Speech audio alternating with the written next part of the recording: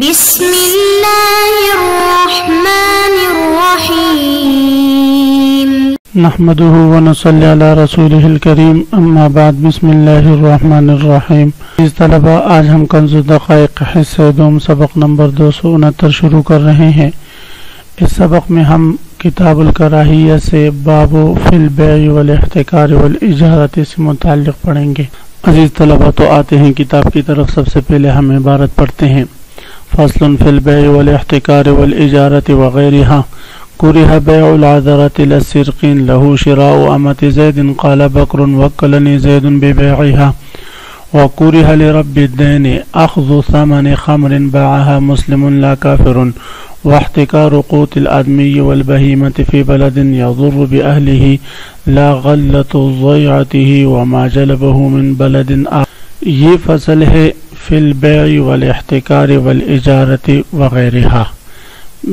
مختلف قسم کے بیوع اور معاملات کے احکام اور ان کے جائز اور ناجائز صورتوں سے متعلق. والاحتکار احتکار کہتے ہیں حبس الطعام للغلاء، طعام کو روکنا، کھانے پینے کی چیزوں کو ذخیرہ کرنا تاکہ اس کی قیمت بڑھ جائے، ویلیو بڑھ جائے، پھر میں مارکیٹ میں اس کو فروخت کروں. اس کو احتکار کہتے ہیں. تو احتکار کے مسائل سے متعلق اس فصل میں بحث ہوگی. والاجارتی کسی چیز کو اجارہ پر دینے یا لینے سے متعلق مسائل کے احکام بیان ہوں گے وغیرہ. اس کے علاوہ دیگر بہت سارے مسائل اس فصل میں بیان ہوں گے. تو سب سے پہلے بیع سے متعلق مسئلہ بیان فرما رہے ہیں. فرماتے ہیں کرہ بیع العذرۃ للسرقین. عذرہ عین اور ذال کے فتح کے ساتھ یہ خالص پاخانہ کو کہتے ہیں. خالص پاخانہ کی بیع یہ مکروہ ہے.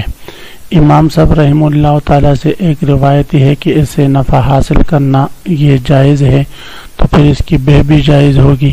جبکہ بعض رات نے اس کی بیع کو باطل قرار دیا ہے کہ اس کی بیع باطل ہے. بہرحال یہ نجس العین ہے اور مفتابی قول یہی ہے کہ گندگی کی بیع یہ ناجائز ہے اور مکروہی تحریمی ہے.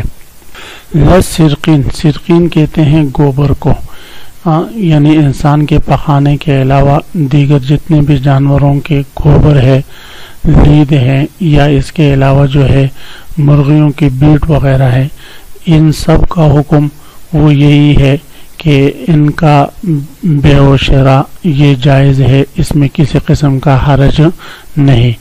ائمہ ثلاثہ امام شافعی رحمہ اللہ تعالیٰ فرماتے ہیں کہ یہ اس کی بیع بھی جائز نہیں، اس لیے کہ یہ بھی نجس العین ہے.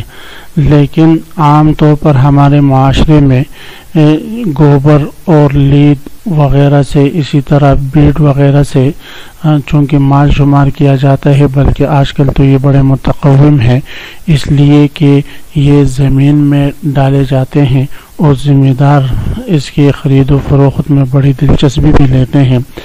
مرغی فارموں والوں سے پہلے سے بک کرواتے ہیں. تو چونکہ ان چیزوں سے زمین کو تقویت ملتی ہے اور یہ ذمہ دار زمین میں ڈالتے ہیں، لہذا فائدے کی چیزیں ہیں. تو اس لیے فرماتے ہیں یہ جب مال بن گئے تو محل بیع بھی بنے تو اس کا بیع و شراء یہ جائز ہوگا. اس لیے فرماتے کرہ بیع العذرۃ، مکروہ ہے پخانے کی بیع و شراء للسرقین، نہ کہ گوبر اور دیگر جو گوبر کی چیزیں جن سے دیگر چیزیں ہیں. لہ شراء امۃ زید قال بکر وکلنی زید ببیعها. چونکہ عزیز طلبہ یہ ہم کتاب الکراہیہ پڑھ رہے ہیں اور کتاب الکراہیہ میں مختلف قسم کے مسائل ہوتے، تو اب یہ بیع سے متعلق دوسرا مسئلہ ذکر فرما رہے ہیں. صورت مسئلہ یہ ہے کہ بکر منڈی میں ایک باندی کو بیچ رہا ہے، یا کسی بکری یا کسی جانور یا کوئی گاڑی وغیرہ بیچنے کے لیے منڈی میں لے کر آیا ہے. اب جب خریدار عامر نے دیکھا کہ یہ جو باندی ہے یا گاڑی ہے یا یہ جو غلام ہے یہ تو زید کا ہے، اس کا نہیں ہے، یہ باندی تو زید کی ہے، اس کی نہیں، یہ کس اس کو فروخت کر رہا ہے؟ عامر نے پوچھا بکر یہ تو آپ کی باندی نہیں، آپ کیسے مجھ پر اس کو فروخت کر رہے ہیں؟ تو بکر نے بتایا بھائی زید نے مجھے اس کے بیچنے کا وکیل بنایا ہے، میں اس کی طرف سے وکیل ہوں، میرا موکل ہے. تو اب عامر کے لیے اس بکر سے یہ باندھی لینا جائز ہے یا نہیں؟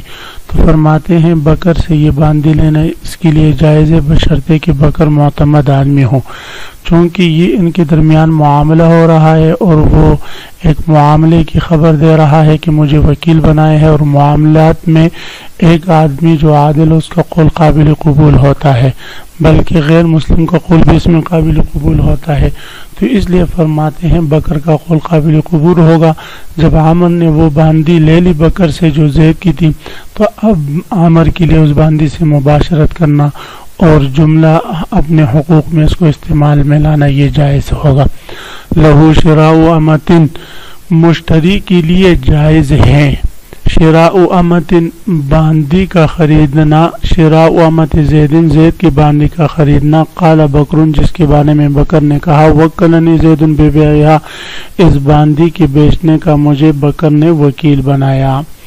وَقُرِحَ لِرَبِّ الدَّيْنِ أَخْذُ ثَمَنِ خَمْرٍ، اس عبارت میں مصنف علیہ الرحمہ یہ مسئلہ بیان فرما رہے ہیں، زید کا عامر پر 1,00,000 روپے قرض ہیں، اب عامر نے اس قرض کی ادائیگی کے لیے اپنے پاس موجود شراب بیچ دیا کسی مسلمان پر اور اسے 1,00,000 روپے لے لی، تو اب زید کے لیے وہ 1,00,000 روپے جو سمن کے خمر کے سمن کی صورت میں عامر نے حاصل کیے ہیں یہ لینا جائز ہے یا ناجائز؟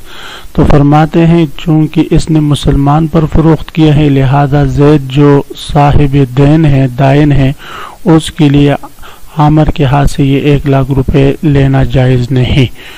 ہاں اگر عامر نے یہ شراب کافر پر یا ذمی پر فروخت کیے ہو، غیر مسلم پر فروخت کیے ہو اور اس سے 1,00,000 روپے وصول کیے ہوں، تو اس صورت میں پھر زید کے لیے وہ 1,00,000 روپے بطور اپنے دین کے عامر کے ہاتھ سے وصول کرنا جائز ہوگا۔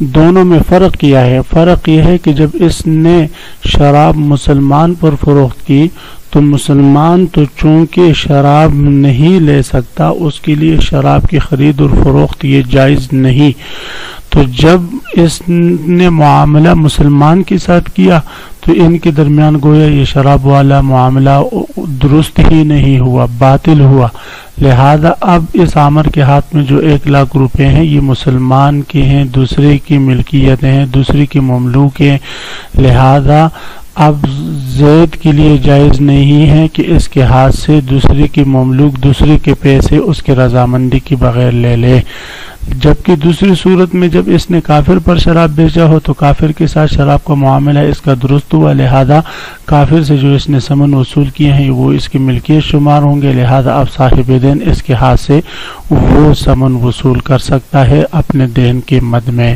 تو یہی مسئلہ بیان فرما رہے وَقُرِحَ لِرَبِّ الدَّيْنِ، صاحب دین کے لیے دائن کے لیے مکروہ ہے اخذ ثمن خمر، خمر کا ثمن وصول کرنا اپنے دین کے مد میں، باعہ مسلمن، اس طور پر کہ وہ خمر بیچا ہو مدیون نے مسلمان پر، لا کافرن، نہ کہ کافر پر، اگر کافر پر بیچے ہوں تو پھر مکروہ نہیں ہوگا۔ واحتکار قوت الآدمی والبہیمت فی بلد یضر بأہلہ لا غلت ضیعته وما جلبه من بلد آخر، احتکار باب افتعال کا مصدر ہے اور یہ لغت میں کہتے ہیں ذخیرہ اندوزی کرنے کو، اور اصطلاح میں کہتے ہیں آدمیوں کی یا جانوروں کی غذا، چاول، گندم وغیرہ یا بوسا وغیرہ، یہ چیزیں اپنے پاس رو کے رکھنا، فروخت نہ کرنا تاکہ اس کی ویلیو خوب بڑھ جائے اور پھر مہنگے ترین دام پر میں فروخت کروں، اس کو احتکار کہتے ہیں۔ اگر کوئی شخص ویسے اپنے لیے بڑے بڑے گودام بناتے ہیں اور ضرورت کے وقت فروخت بھی کرتا ہے، جب اس کو گاہک ملتا ہے تو اس کو ہم ذخیرہ اندوزی نہیں کہیں گے، ذخیرہ اندوزی تب ہوگی کہ جب وہ جمع ہی اس لیے کر رہا ہو تاکہ اس کی خوب ویلیو بڑھے گی تب میں اس کو فروخت کروں گا، اس سے پہلے نہیں، جس طرح کہ آج جنوری 2022 میں یہ پاکستان میں یہ معاملات ہو رہے ہیں کہ گندم کو بڑے بڑے مارکیٹوں میں یہ ذخیرہ اندوز لوگوں نے غائب کر رکھا ہے، اور آٹے کی ایک بوری کی قیمت 2000 سے اب 8000 تک پہنچنے والی ہے. تو یہ کتنا بڑا ظلم ہے، ناجائز عمل ہے اور حرام عمل ہے. تو اس کو احتکار کہتے ہیں. تو مصنف علیہ رحمہ احتکار کا مسئلہ بیان فرما رہے ہیں. تو فرماتے ہیں مکروہ ہے احتکار، یعنی ذخیرہ اندوزی یہ مکروہ ہے. اب یاد رکھیں عزیز طلبہ کہ ذخیرہ اندوزی کی پھر 3 صورتیں فقہا ذکر کرتے ہیں. ایک صورت تو یہ ہے کہ یہ خود ہی جائیداد کا مالک ہے، اپنے زمین کے چاول، اپنے زمین کا غلہ اس نے اپنے گوداموں میں ذخیرہ کر دیا. دوسری صورت یہ ہے کہ یہ پاکستان سے باہر دبئی گیا اور وہاں سے اس نے گندم اپنے لیے برآمد کی اور اپنے سٹوروں میں اس نے ذخیرہ اندوزی کر لی کہ جب خوب نفع مجھے ملے گا اس وقت بیچوں گا. یہ دوسری صورت ہوگی. تیسری صورت یہ ہے کہ ادھر ہی پاکستان میں ہو، پاکستان ہی کی مارکیٹوں سے، کراچی میں ہے تو کراچی ہی کی منڈی میں جا کر وہاں سے غلے اور یہ چیزیں خرید کر اپنے پاس بڑے بڑے گوداموں میں جمع کرتا ہے اور پھر آگے سے مارکیٹ سے چیز غائب کرتا ہے کہ چلو اس کی ویلیو اور بڑھ جائے گی، پھر میں اس کو فروخت کروں گا. جس طرح کی KPK والے یہاں پر ذخیرہ اندوزی کر رہے ہیں، پنجاب والے وہاں پر کر رہے ہیں. تو یہ جو تیسری صورت ہے یہ مکروہ تحریمی ہے، یہ جائز نہیں ہے، اس لیے کہ اس میں آپ لوگوں کو، جانوروں کو، حیواناتوں کو اور انسانوں کو اس میں ضرر ہے، تکلیف ہے. آج کل مزدور ایک والے کے لیے ترس رہا ہے. 600 روپے 800 روپے دیہڑی ہے اور آٹا اس کو 200 روپے کلو مل رہا ہے، 100 روپے کلو مل رہا ہے. تو یہ کتنا ظلم ہے. واحتکارو قوتن اور مکروہ ہے. قوتل آدمی یہ آدمیوں کا غلہ، آدمیوں کا کھانا ذخیرہ اندوزی کرنا، والبہیمت اور اسی طرح جانوروں کا، فی بلدن ایسے شہر میں، یضر باہلہ جہاں ذخیرہ اندوزی سے اس اہل والوں کو، شہر والوں کو تکلیف پہنچتی ہو. ہاں اگر تکلیف نہ ہو، مثلا وہ لے کر اپنے گوداموں میں رکھتا ہے، 10 دن بعد فروخت کرتا ہے، تب تو یہ احتکار نہیں ہوگا. احتکار کے لیے فقہا نے وقت بھی مقرر کیا کہ کم از کم 40 دن ہو.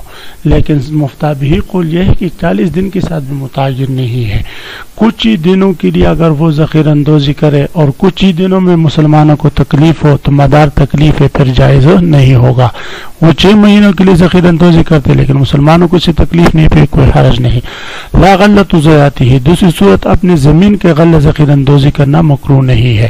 وما جلب، اسی طرح احتکار نہیں ہے وہ جو اس نے حاصل کیا ہو من بلد آخر، دوسرے شہر سے. اس لیے کہ آپ صلی اللہ علیہ وسلم ارشاد فرماتے ہیں الجالب مرزوق والمحتکر ملعون. جالب جو دوسری جگہ سے غلہ لا کر اپنے شہر میں جمع کرتا ہے یہ مرزوق ہے، اس کے رزق میں اللہ تعالیٰ برکت ڈالتے ہیں. اور جو محتکر ہے اپنے ہی شہر کا غلہ لے کر اس کو غائب کرتا ہے مارکیٹوں سے، پھر مہنگے دام فروخت کرتا ہے، یہ ملعون ہے، اس پر اللہ تعالیٰ کی لعنت برستی ہے. تو اسی کے ساتھ آج کے سبق کا اختتام ہوا. آج ہم نے فصل فی البیع والاحتکار والاجارہ سے متعلق یہ فصل شروع کی اور اس میں ہم نے بیع سے متعلق چند مسائل پڑھے اور احتکار سے متعلق پڑھا. آپ حضرات اس کو خوب غور سے سنے سمجھے. اللہ ہم سب کا حامی و ناصر و آمین. وآخر دعوانا ان الحمدللہ رب العالمین.